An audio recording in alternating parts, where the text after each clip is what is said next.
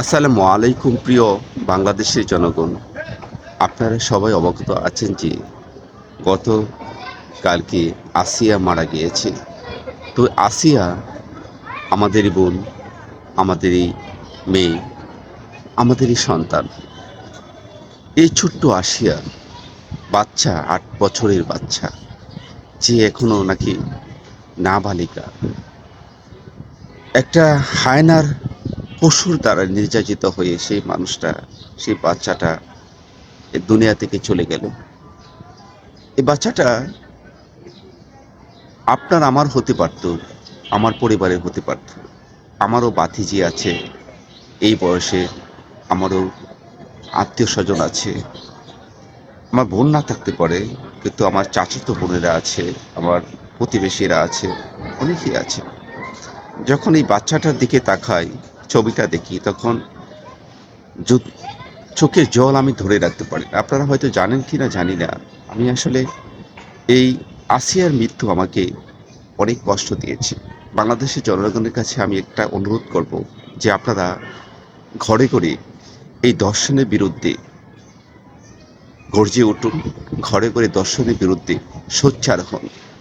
এই দর্শনের শাস্তি যেন কঠোর শাস্তি হয়, বাংলাদেশের জনগণ যেন সম্মুখে দেখতে পারে এই দর্শনের কঠিন শাস্তি। মহান আল্লাহ পাক রাব্বুল আলামিন আমাদের সবাইকে ঘরে ঘরে হেফাজত করুন, ঘরে ঘরে সবাই সজাগ থাকবেন। বিশ্বাস বলতে এখন হারিয়ে গেছে। মা বোনদের প্রতি একটু শ্রদ্ধাশীল হবেন, মা বোনদের প্রতি একটু বিনয় হবেন। মা আছে বলেই এই জগৎটা এখনো আছে। মেয়েদেরকে সম্মানের চোখে দেখবেন, দেখবেন আল্লাহ পাক রাব্বুল আলামিন আপনাকে অনেক ভালো রেখেছে। পরিশেষে সকলের সুস্বাস্থ্য ও দীর্ঘায়ু কামনা করি। এই রমজান মাস আমাদের সুশিক্ষা দিন। আমরা এই আসিয়ার মতো কোনো বোনকে হারাতে চাই না। আমরা এই আসিয়ার মতো কোনো মেয়েকে এই বাংলাদেশের বুকে থেকে হারাতে চাই না। এ থেকে আমরা এই সামাজিকতা কুশিক্ষা গ্রহণ করতে চাই না। এদেরকে প্রতিহত করুন, এদেরকে জ্বালিয়ে পুড়িয়ে ধ্বংস করে দিন। এসব দর্শক এই বাংলাদেশের বুকে আমরা দেখতে চাই না। সবাই সবার জায়গা থেকে ভালো থাকবেন। মাগফিরাতের 10 দিনের মধ্যে 3 দিন চলে গেল।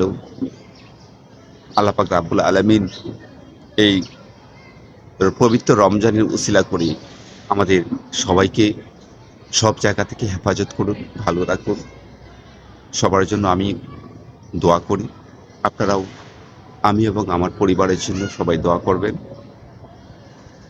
সবাই খুব ভালো থাকবেন, সুস্থ থাকবেন, সেই কামনা করি। আল্লাহ পাক সবাইকে খুব ভালো রাখুন। আল্লাহ হাফেজ।